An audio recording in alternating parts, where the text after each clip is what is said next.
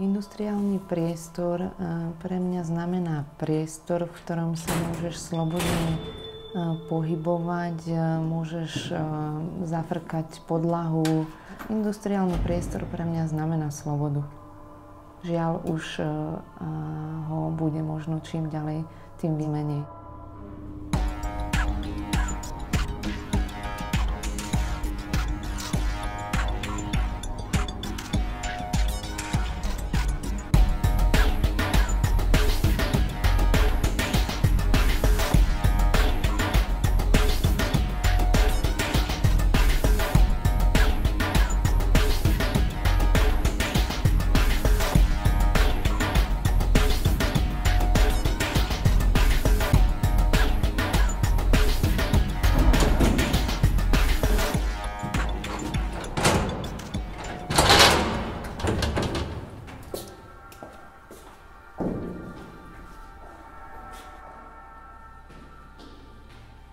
Každý developer má s týmito fabrikami svoje plány a žiaľ, tí výtvarníci alebo nejaký kreatívny priestor pre ľudí tu zatiaľ nie je ako v tých hlavách developerov.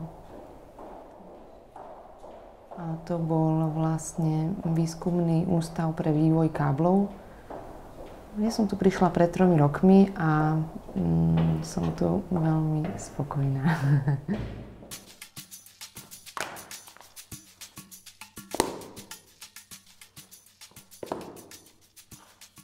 Čo je podľa mňa pre každého najdôležitejšie, je mať ten kontakt s ateliérom. To znamená, že je dôležité sem prísť každý deň a ako už aj nepracovať na obraze, tak si to tu minimálne poupratovať, vytvoriť s tým priestor okolo seba a už od školy je vlastne dôležitý veľmi pre mňa ten čas pred tým samotným malovaním, pred tou samou malbou. Niekedy skutočne je treba nad tým premýšľať pár hodín a potom prísť a jednoducho to namalovať. Takže to je v tom mojom procese to najdôležitejšie. Ako keby mi zrazu začalo vadiť narábanie so štecom a tak som hľadala iné postupy, aby som dosiahla taký väčší odstup, aby tam proste ten rukopis nebol tak značný, aby tam bol istý odstup, ktorý proste robí ten príjemný odstup. A tak som siahala po ďalších nástrojoch, ako bol mop na umývanie podlahy. A keďže som chcela nejako zväčšiť najprv tú stopu šteca, tak som teda siahla po tom mope. A odtiaľ sa to vyvinulo cez témy ľadovcov a rôznych morských tém. Prešla som si modrou sériou. A teda fascináciou modrej farby, ako mnohí si ňou prešli. Mojou záľubou je chodiť do železiarstiev a rôznych takýchto iných predajní s týmto materiálom. A tento technický svet ma vždy fascinoval a vždy som si predstavila, ako asi by som jednotlivé tie nástroje použila. Začalo to návštevou jedného nákupného centra so záhradnou technikou a inými dôležitými pomôckami a jednoducho mali v akcii hobby kompresor spolu so sadou na dofúkovanie pneumatík a všetkými tými nástrojmi a tak som to vyskúšala, ale čo bolo veľmi dôležité, bol priestor, v ktorom som sa s týmto kompresorom ocitla. Bola to stará umývarka v tranzite na Zlatých pieskoch a to spojenie kompresora a starej umývarky a tej slobody toho, že nikomu nefrknem na obráz a môžem si tam robiť, čo chcem, tak to bol taký štartovací bod pre túto maľbu vzduchom, ktorú vlastne som rozvíjala až do dnes a ktorú ďalej skúmam.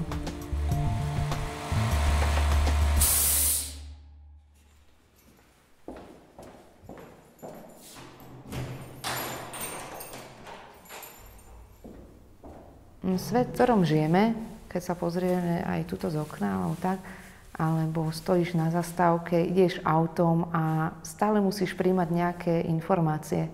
A vidíš billboardy, ktoré nechceš vidieť, stojíš na zastávke, počúvaš hudbu, ktorú počuť nechceš, pretože hrá už častokrát aj na zastávkach. Všade sa ti premielajú nejaké obrazy, ktoré sú hotové, nastolené, ktoré ani nechceš príjmať a máš ich servírované úplne na podnose ako hotové a nemusíš nad tým ďalej premýšľať. A vlastne práve to je to, čo má ponúknuť tá moja maľba, taký iný zážitok pre diváka. A ako keby tak idealisticky povedané rozvoj tej divákovej imaginácie. Že sa postavíš pred tú nezobrazujúcu maľbu, ktorá ti niečo evokuje, a zrazu máš z toho nejaké pocity a premýšľaš nad tým, o čom asi ten svet, ktorý sa tam deje, o čo tam ide. A to je to, čo ma vlastne baví a prečo si myslím, že tá abstrakcia alebo maľba nezobrazujúca má to svoje postavenie v dnešnom svete. Že je to proste priestor pre diváka a priestor pre jeho imagináciu, kedy musí nad tým premýšľať a nedostáva tú vec hotovú a nastolenú. Takže to je pre mňa také zásadné v tej abstrakcii. Myslím si, že stále chceme tie autentické zážitky, ich prežívať. Preto chodíme do divadla napríklad. Že to je presne to, čo stále pretrvalo, že ti nestačí len ten film, teda niekomu, áno, určite. Ale to divadlo, tak tam je ten kontakt úplne priamy, je to úplne autentické, že cítiš tých hercov, pozeráš sa na nich, deje sa to tu a teraz. Není to nič sprostredkované cez nejaké médium. Takže vždy budeme chcieť tie zážitky sa ich nejako dotýkať.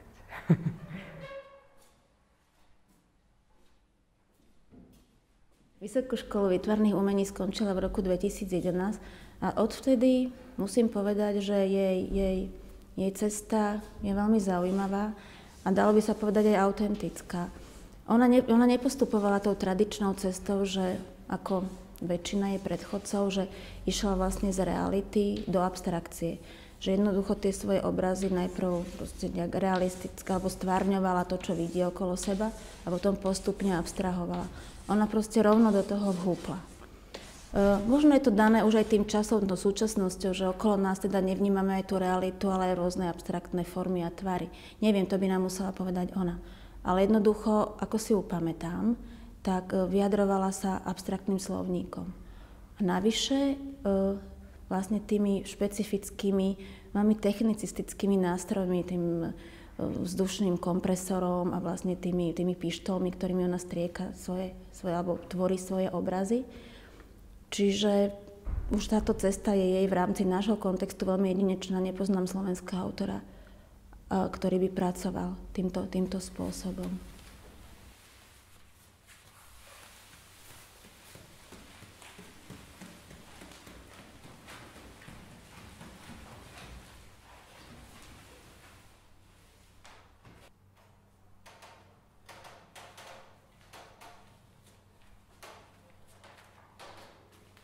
Vzťah diváka a obrazu, môjho obrazu, na ktorý sa ten divák pozerá, by som rada nechala otvorený a predovšetkým, ako som už spomínala predtým, by to malo byť o tej otvorenej interpretácii a ľudskej imaginácii.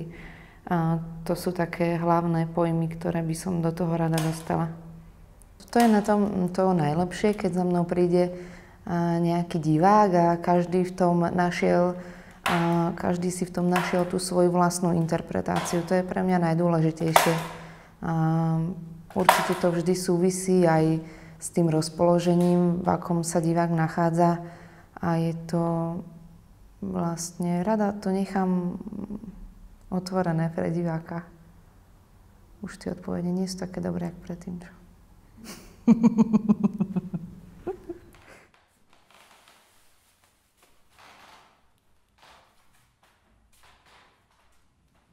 samotná tá ľahkosť v tej malbe je napríklad mojej kopec tej ľahkosti. Už samotný ten vzduch, malba vzduchom, je to o nejakej vzdušnosti, ľahkosti, ale pritom to neberiem na ľahkú váhu, ale skôr na ťažkú váhu.